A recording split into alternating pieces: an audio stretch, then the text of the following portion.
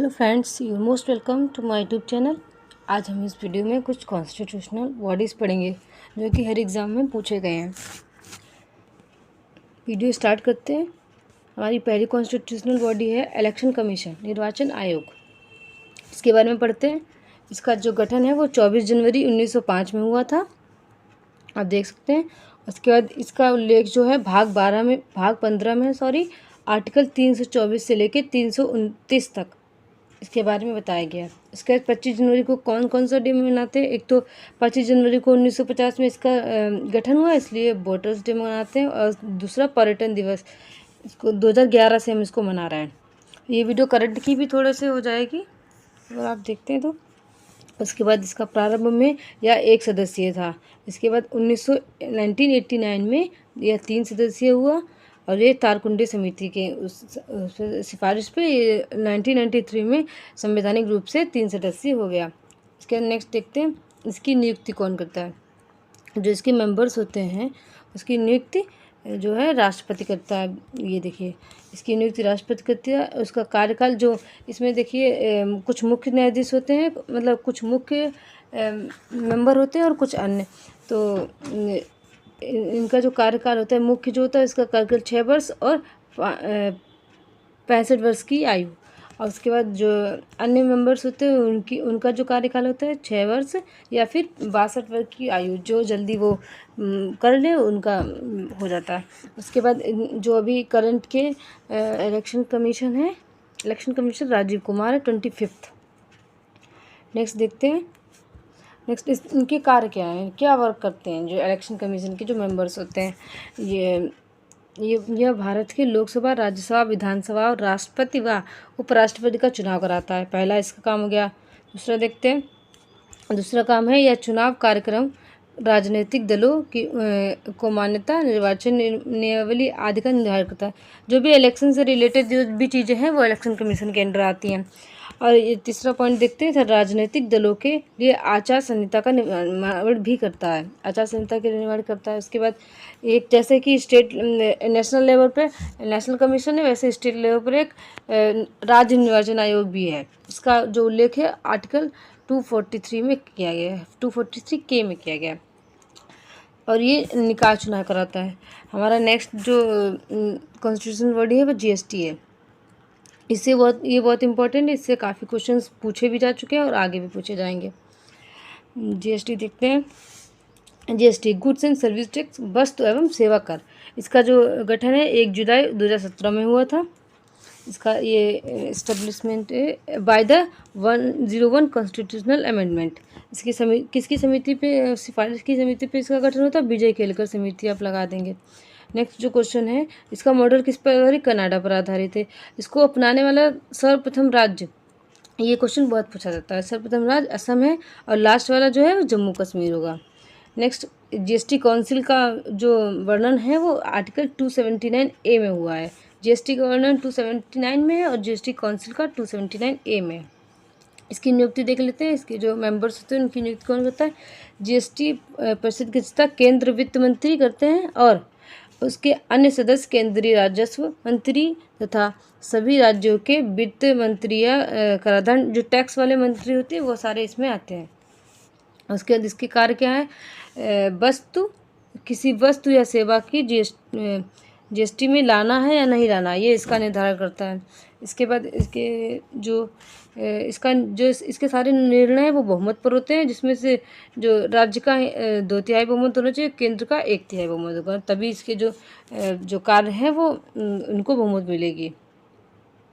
उसके बाद नेक्स्ट हम देखते हैं यूपीएससी के बारे में पढ़ते हैं। यूपीएससी जो है यूनियन पब्लिक सर्विस कमीशन, ये मॉन्टेगो चेम्सफोर्ड सुधार अधिनियम 1919 के तहत इसका गठन हुआ था।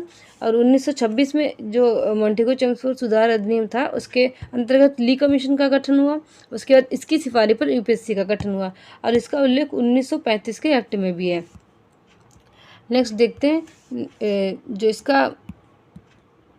इसका जो मतलब उल्लेख कौन से भाग में? भाग 14 में इसको बताया गया है।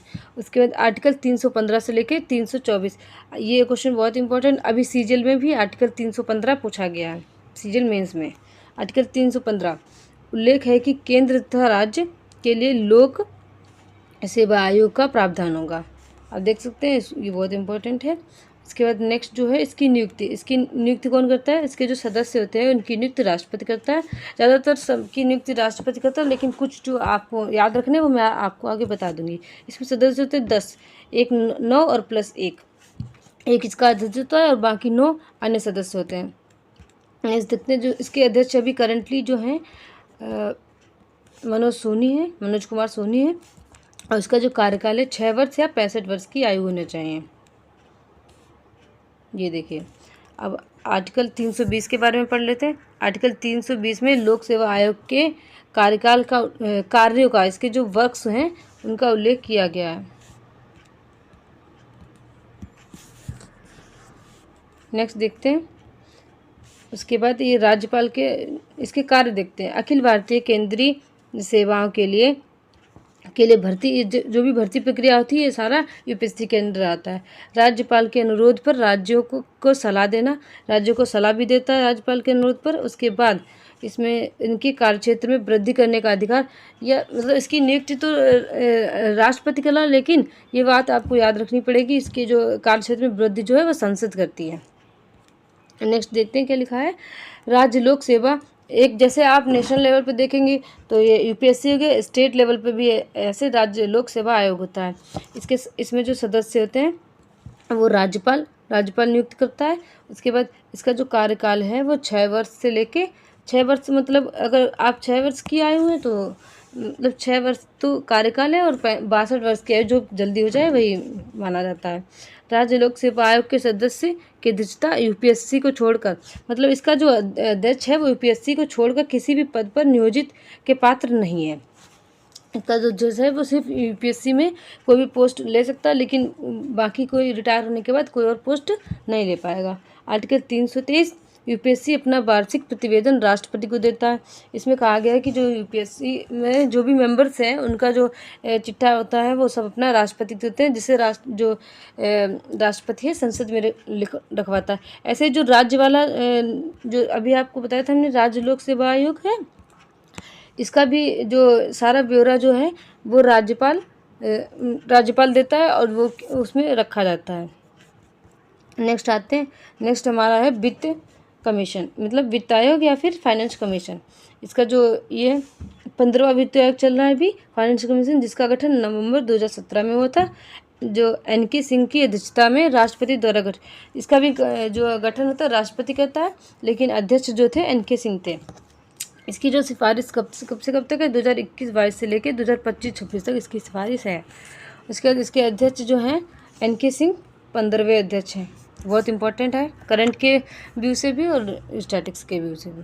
इसके बाद आर्टिकल नोट देखते हैं। 14th फाइनेंस कमीशन में राज्य के लिए 42% अनुदान की बात की गई थी, लेकिन 15वें फाइनेंस कमीशन में इसको 41 कर दिया गया। क्यों कर दिया गया? क्योंकि जब तक ये जब ये बनाया गया था 42% की बात कही गई थी, तब जम्मू कश्मीर और लद्दाख नहीं थे, लेकिन उसके बाद लद्दाख और जम्मू कश्मीर में जुड़ गए, तो इनके अनुदान के लिए भी हमें पैसा चाहिए होगा। तो ये 1% जो है इसमें 70% जम्मू कश्मीर के लिए, 30% जो है वो लद्दाख के लिए कर दिया गया।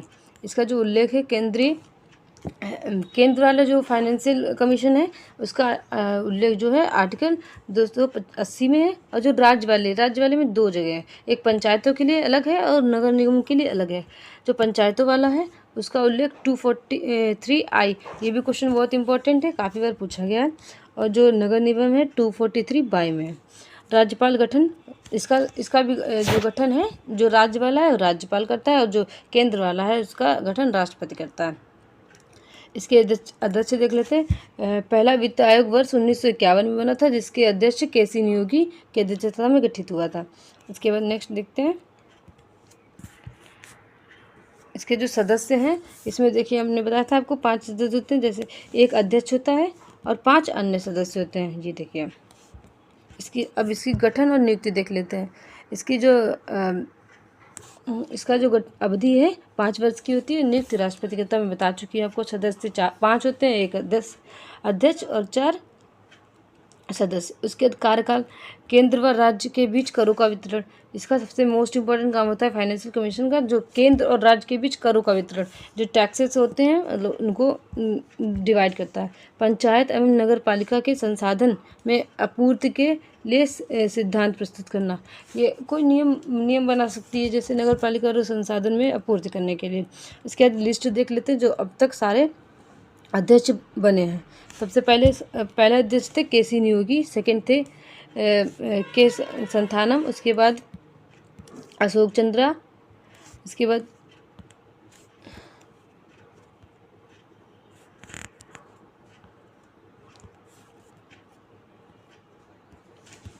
Ashok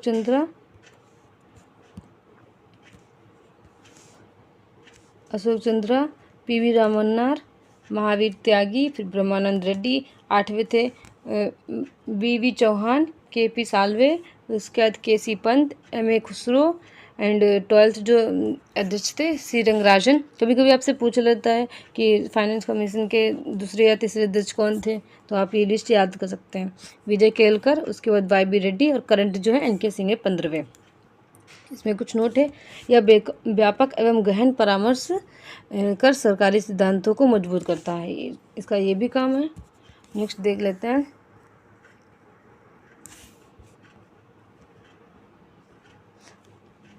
national commission for backward classes OBC. ये भी एक संवैधानिक निकाय है या फिर कॉन्स्टिट्यूशनल बॉडी है।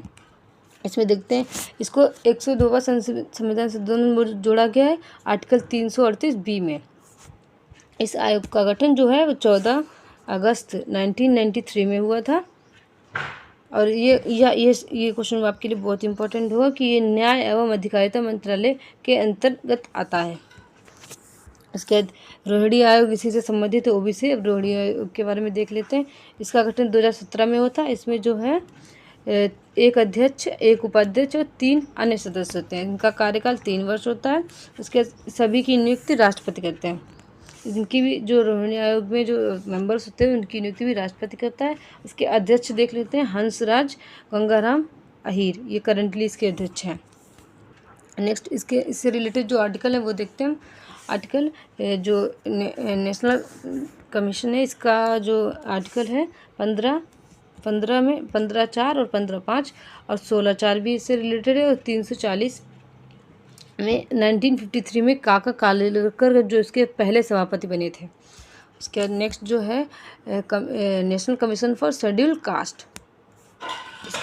इसके अध्यक्ष जो हैं वो हैं विजय सालपा। करंटली इसके अध्यक्ष विजय सालपा है। इसका कार्यकाल जो है 3 वर्ष का होता है और आर्टिकल 338 में इसका उल्लेख है।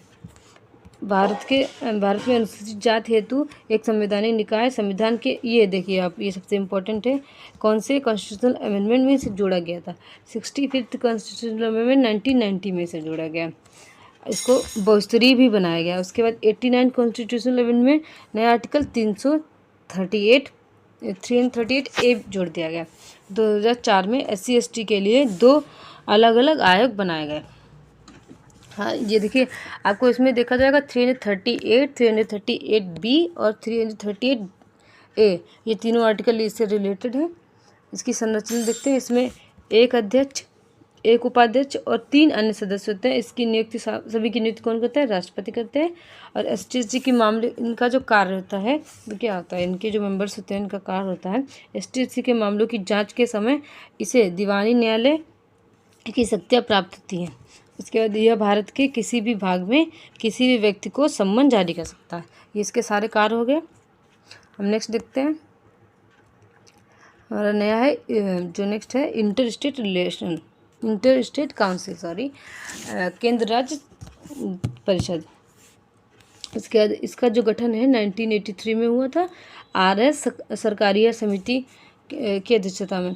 ये बहुत इंपॉर्टेंट है, ये क्वेश्चन हमेशा आता रहता है कि RS सरकारिया समिति किससे रिलेटेड है। की अध्यक्षता में सरकारी आयोग का गठन किया गया था, वही बता रही थी जो मैं आपको। इस आयोग के अंतर्राष्ट्रीय परिषद के गठन की सिफारिश की। इसके जो अंतर्राष्ट्रीय परिषद है इसके गठन की सिफारिश ने की थी। इसके बाद आर्टिकल 268 में इसका 268 के तहत 28 मई 1990 में इसका गठन किया गया। इसके बाद इसकी संरचना जो है, इसका अध्यक्ष जो होता है वो प्रधानमंत्री होता है, इसका अध्यक्ष प्रधानमंत्री होता है। और इसके सदस्य देखिए, पहले तो राज्यसभा के सब सीएम, उसके बाद विधानसभा वाले राज्यों वाले क्षेत्रों के प्रशासक और राष्ट्रपति शासन वाले राज्यों के राज्यपाल, ये इसके मेंबर्स होते हैं। उसके बाद देखते हैं केंद्रीय मंत्रिपरिषद में कैबिनेट स्तर के 6 मंत्री, इसमें और 6 मंत्री और होते हैं, जिसमें गृह मंत्री का होना अनिवार्य है और पीएम द्वारा सदस्य के रूप में मनोनीत किया जाएगा। ये सारे सदस्य जो है प्रधानमंत्री इसको मनोनीत करते हैं। केंद्र और राज्य या राज्यों के बीच विषयों की जांच पड़ताल, इसका जो कार्य है वो ये केंद्र और राज्य के बीच विषयों की जांच पड़ताल